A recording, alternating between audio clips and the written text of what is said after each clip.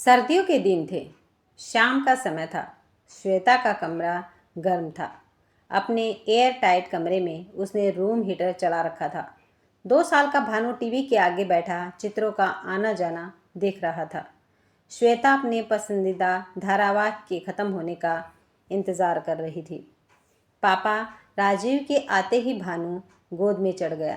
श्वेता उठकर रसोई घर में चाय के साथ कुछ नाश्ता लेने चली गई, क्योंकि शाम के समय राजीव को खाली चाय पीने की आदत नहीं थी। आज तो कुछ गर्मा गर्म पकोड़े हो जाते तो आनंद आ जाता।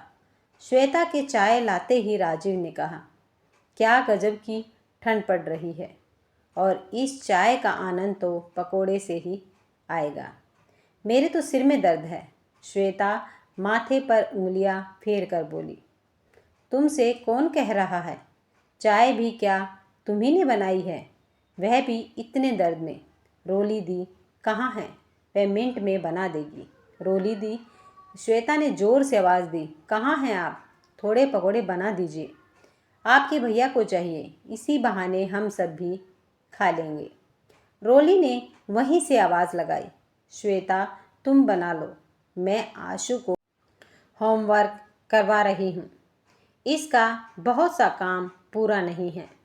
मैंने खाने की सारी तैयारी कर दी है।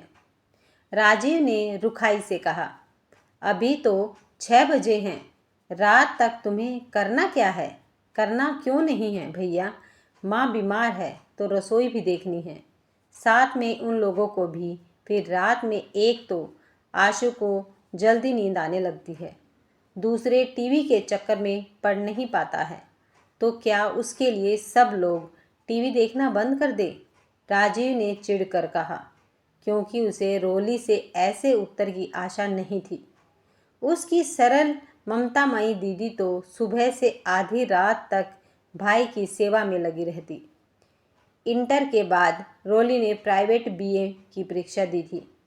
परीक्षा के समय घर मेहमानों से भरा था, क्योंकि उसकी बड़ी बहन दिव्या का विवाह था और वह दिन रात मेहमानों की आव भगत में लगी रहती।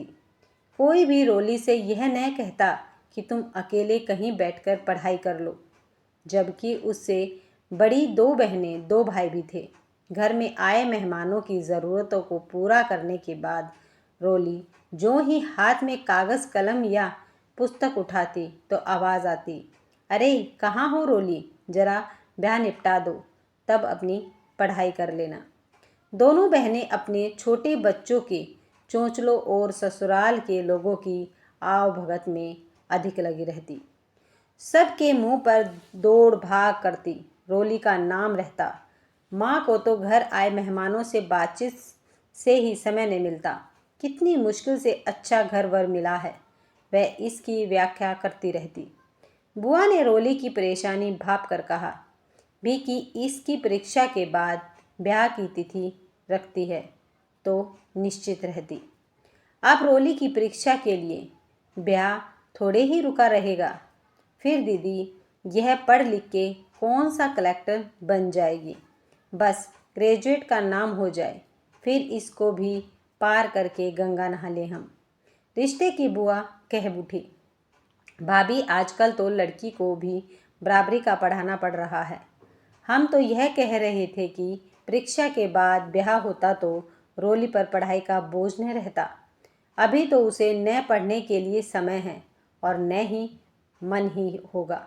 दीदी आप भूल रही हैं, हमारे यहाँ लड़के वालों की इच्छा से ही तिथि रखनी पड़ती है, लड़की वालों की मर्जी कहाँ चलती है।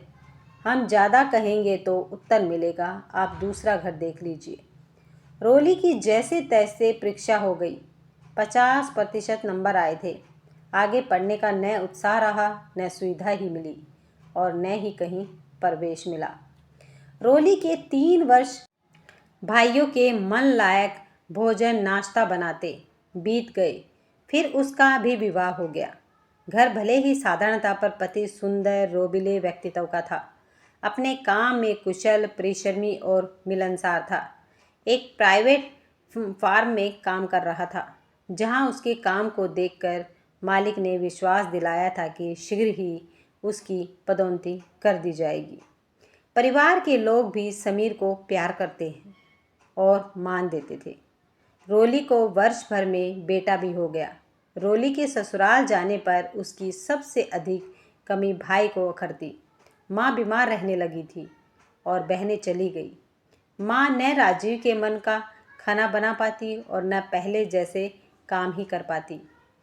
रोली तो भाई के कपड़े धोकर उन्हें प्रेस भी कर देती थी।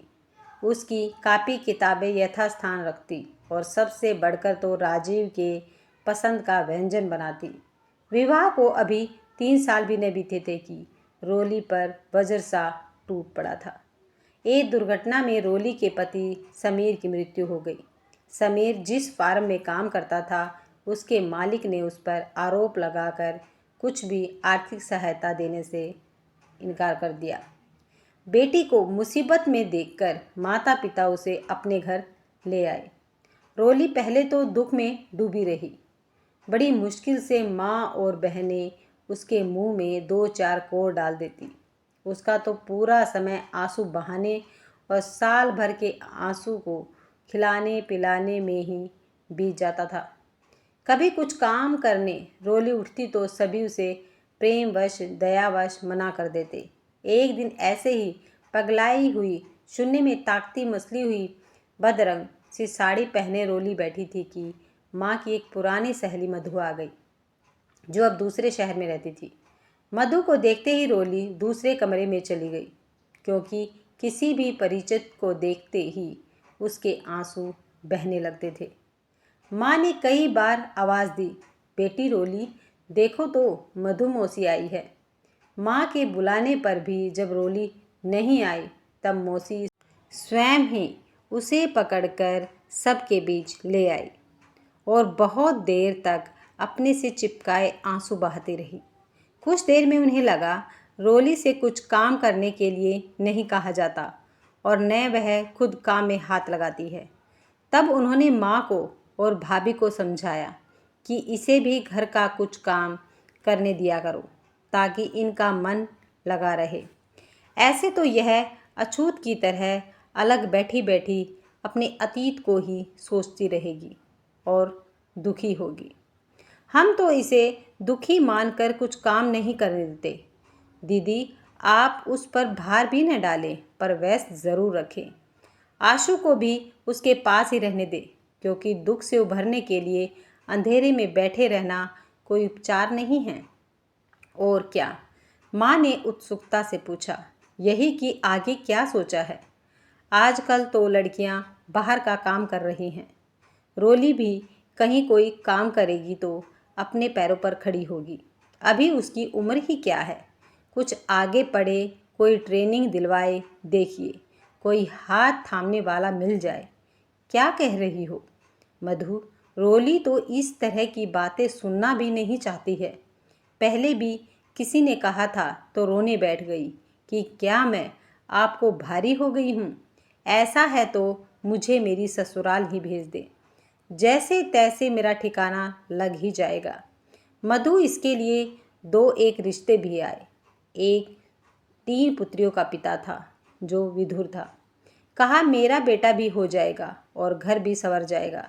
जमीन जायदाद भी थी, लेकिन यह सोचकर हमने अपने पाँव पीछे खींच लिए कि सौतेली माँ अपना कलेजा भी निकाल कर रख दे, फिर भी कहने वाले बाज नहीं आते।